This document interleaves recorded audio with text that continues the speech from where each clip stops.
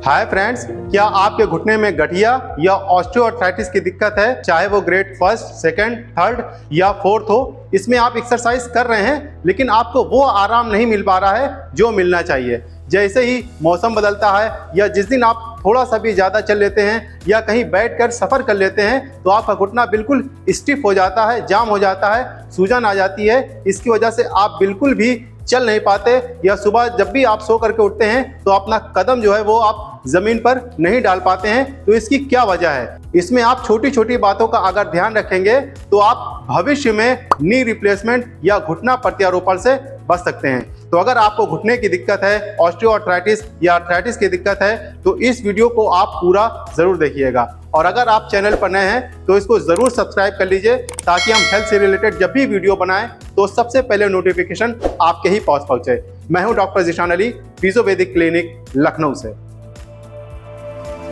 जब भी किसी को घुटने में दर्द या घुटने में गठिए की शुरुआत होती है तो आप एक चीज ध्यान दीजिएगा कि वो एक ही पैर में पहले स्टार्ट होती है।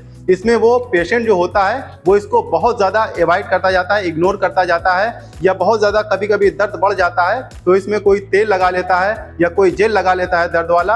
अगर बहुत ज़्यादा हो जाता है तो दवा खा लेता है और वो ये सोचता है कि कुछ दिनों के बाद ये ठीक हो जाएगा, लेकिन ऐसा बिल्कुल भी नहीं होता।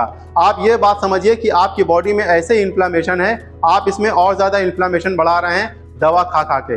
दवा आपको खाना है, डॉक्टर के प्रिस्क्रिप्शन से ही खाना है। बहुत ज़्यादा आप दवा खाएंगे तो आपकी किडनी और लीवर, आपका पेट खराब हो सकता है। और क्या होता है कि जब आप दवा खा लेते हैं तो जिस पैर में आपके दर्द होता है उसमें दर्द बिल्कुल भी ठीक हो जाता है। जब असर उसका दवा का खत्म होता है तो फिर से दर्द स्टार्ट हो जाता है। जब दर्द स्टार्ट हो जाता है तो दूसरे पैर पे आप लोड देने लगते हैं और दूसरे पैर में भी बॉडी का सारा वेट पड़ने लगता है। इसी वजह से दूसरा घुटना भी डैमेज होने लगता है। तो आपको करना यह है कि जब भी आपको दर्द हो, 3 महीने, 6 महीने या साल भर से ज़्यादा आपको दर्द हो तो आप किसी ऑर्थोपेडिक हड्डी वाले डॉक्टर से कंसल्ट करिए या फिजियोथेरेपिस्ट से कंसल्ट करिए।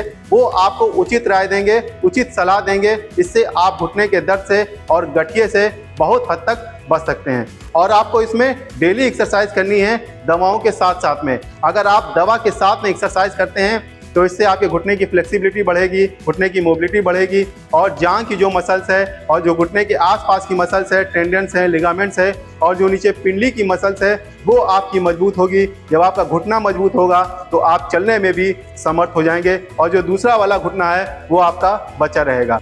कई लोग ये सोचते हैं कि अगर हमारा घुटना खराब हो जाएगा तो हम आगे चल के नी रिप्लेसमेंट करवा लेंगे और हमको एक्सरसाइज वगैरह कुछ करनी नहीं पड़ेगी। ये सोचना आपका बिल्कुल भी गलत है, ये मानसिकता बिल्कुल भी गलत है। क्योंकि अगर आप घुटना रिप्लेसमेंट करवा लेंगे उसके बाद भी आपको एक्सरसाइज करनी पड़ेगी, वॉक करना पड़ेगा। आप नीचे इंडियन टॉयलेट में नहीं बैठ सकते, पलथी मार के नहीं बैठ सकते। तो जो चीज़ नेचुरल है आप उसको अगर नेचुरल बनाए रहेंगे ये आपके लिए बहुत ज़्यादा फायदेमंद है। क्योंकि बाद में भी आपको एक्सरसाइज करनी है तो क्यों ना आप पहले ही कर लें जिससे आप नी रिप्लेसमेंट से बच सकें। दूसरी बात यह है कि कई लोग ये कहते हैं कि जब भी घुटने में दर्द स्टार्ट हो तो आपको वॉक करना चाहिए।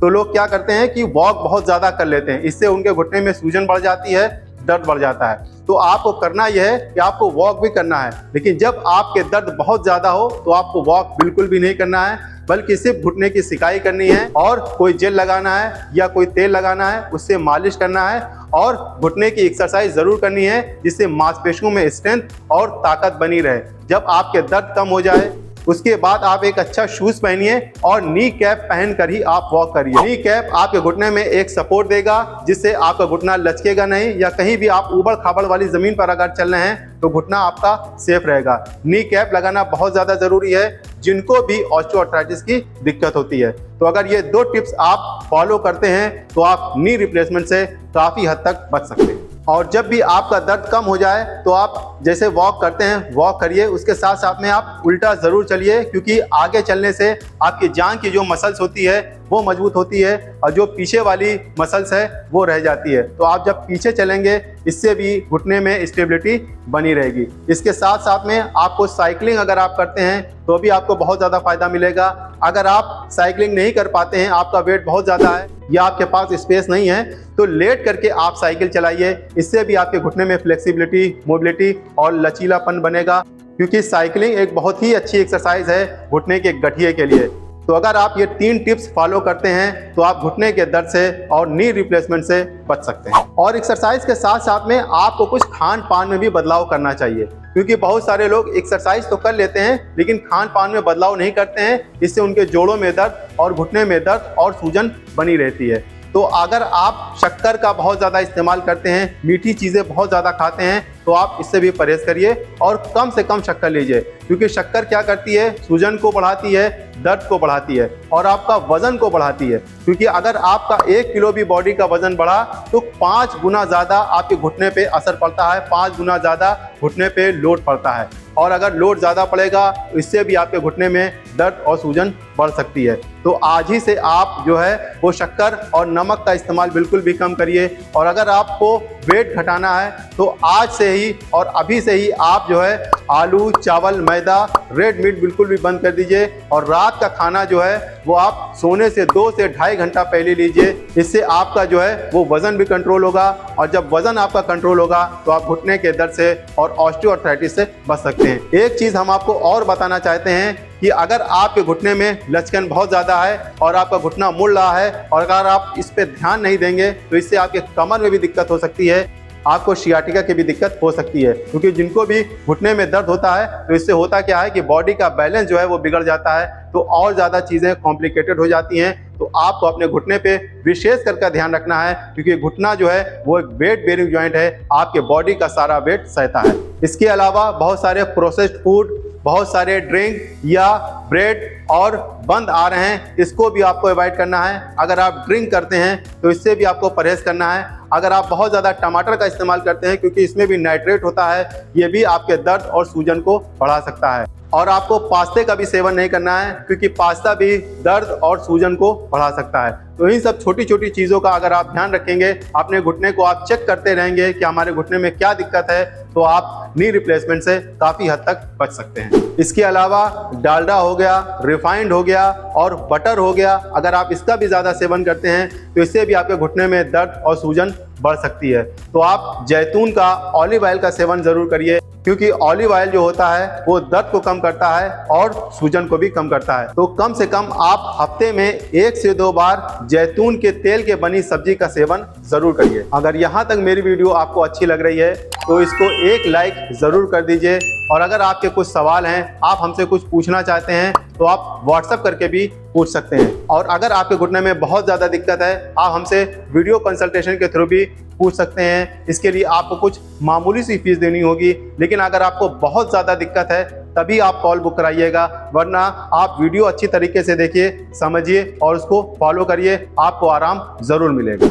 इसके साथ साथ में आप हरी पत्तेदार सब्जियों का सेवन ज़रूर करिए। पालक इसका एक बेस्ट ऑप्शन है, क्योंकि पालक में भी बहुत ज़्यादा मिनरल्स होते हैं, तो ये भी आपके घुटने को जो है वो फ्लेक्सिबिलिटी और मोबिलिटी देते हैं। तो हफ्ते में भी कम से कम आप 1 बार पालक का सेवन ज़रूर करिए। ग्रीन लीफी वेजिटेबल को अपनी डाइट में ज़रूर शामिल करिए। आपको विटामिन सी वाली चीज़ें बहुत ज़्यादा खानी है, क्योंकि विटामिन सी जो होता है वो कोलेजन को बनाता है। तो संतरा इसका एक बेस्ट ऑप्शन है, तो आप संतरे को अपने डाइट में ज़रूर शामिल करिए। इसके साथ साथ में आपको विटामिन डी भी लेना है, क्योंकि विटामिन डी जो होता है वो कैल्शियम के एब्जॉर्प्शन में एक इम्पॉर्टेंट रोल प्ले करता है। तो मशरूम इसका एक बेस्ट ऑप्शन है। अगर आप शुद्ध शाकाहारी हैं तो मशरूम को आप सलाद के फॉर्म में, सब्जी के फॉर्म में या सूप के फॉर्म में आप इस्तेमाल ज़रूर करिए। इसके अलावा आप हल्दी वाले दूध का सेवन ज़रूर करिए, क्योंकि हल्दी जो होती है वो भी दर्द को कम करती है और सूजन को कम करती है। ये एक एंटी इन्फ्लामेटरी होती है, जैसे आप आइब्रोफिन खाते हैं उसी तरह के काम करती है। ये आपको बहुत ही जल्दी दर्द को कम करेगी और सूजन को कम करेगी। आप इसके लिए डेयरी प्रोडक्ट भी ले सकते हैं। एक चीज़ आप और ध्यान दीजिएगा, जिस दिन भी आपके पेट में बहुत ज़्यादा दिक्कत है, आपको गैस्ट्रिक की दिक्कत है, तो आपके घुटने में दर्द बढ़ जाएगा, तो आप अंजीर का सेवन ज़रूर करिए। इससे आपका पेट जो है, आपका गट जो है वो मजबूत रहेगा। आप कैल्शियम वाली चीज़ों का भी ज़्यादा से ज़्यादा सेवन करिए, वो आपको दूध से मिल जाएगा, या फिंगर मिलेट यानी रागी का आटा जो होता है उसमें भी कैल्शियम एक अच्छी मात्रा में पाया जाता है। इसके अलावा ओमेगा 3 फैटी एसिड जो होता है वो भी दर्द को कम करता है और सूजन को कम करता है। तो अखरोट और बादाम इसका एक बेस्ट ऑप्शन है।